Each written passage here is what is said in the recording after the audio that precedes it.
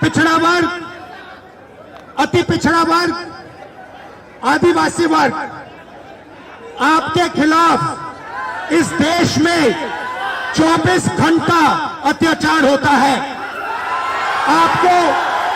आपको दबाया जाता है, आपको शिक्षा के सिस्टम में रोका जाता है, आपके खिलाफ पेपर लीक किया जाता है और आपके करियर को रोकने के लिए, खत्म करने के लिए किया जाता है।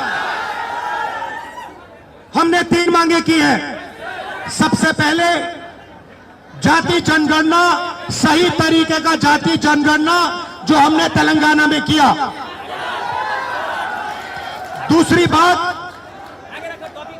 कानून, हिंदुस्तान का कानून है कि प्राइवेट कॉलेजेस और यूनिवर्सिटीज में आरक्षण होना चाहिए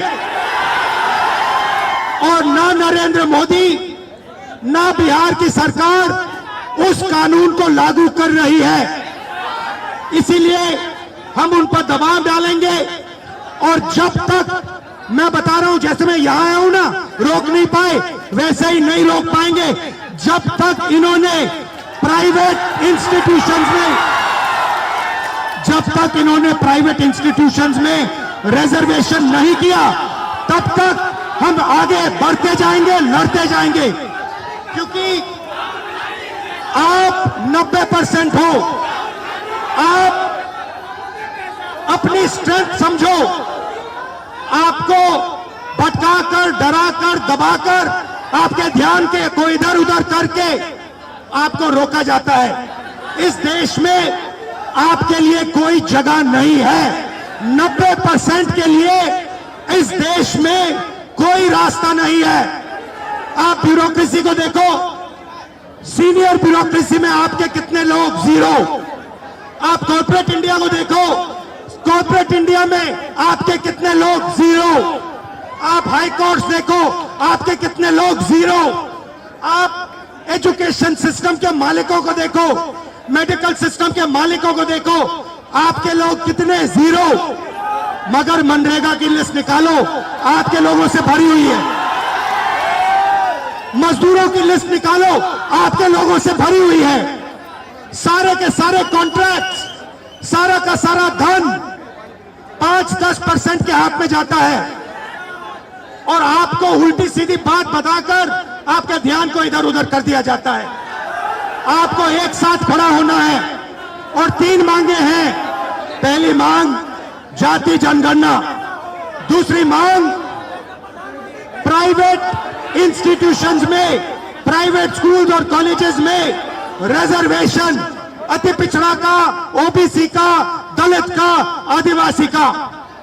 तीसरी बात, एससी एसटी सब प्लान, जो आपका पैसा है, जो आपको नहीं दिया जाता है, आपको वो दिया जाना चाहिए। ये 3 चीजें कहने में आपसे आया था।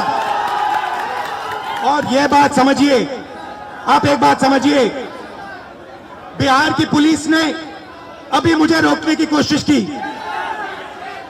रोक नहीं पाई। पता है क्यों नहीं रोक पाई? नहीं, इसलिए नहीं रोक पाई क्योंकि आपकी शक्ति मेरे पीछे है। आपकी शक्ति मेरे पीछे है, इसीलिए कोई, दुनिया की कोई शक्ति उसको रोक नहीं सकती है।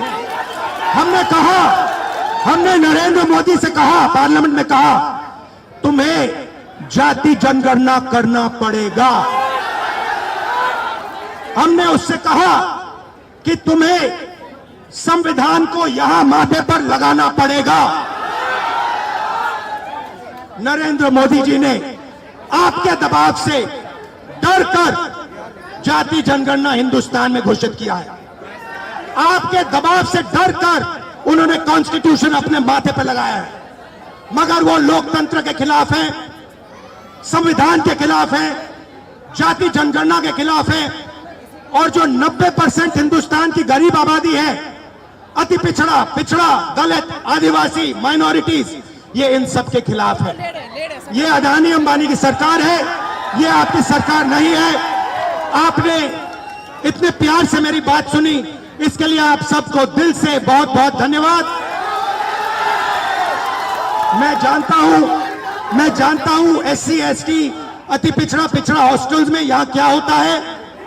मैं आपको गारंटी देता हूं, जैसे ही हिंदुस्तान में सरकार आएगी, जैसे ही बिहार में हमारी सरकार आएगी, हम ये सारा का सारा बदल देंगे और आपके लिए जो होना चाहिए वो करके दिखाएंगे।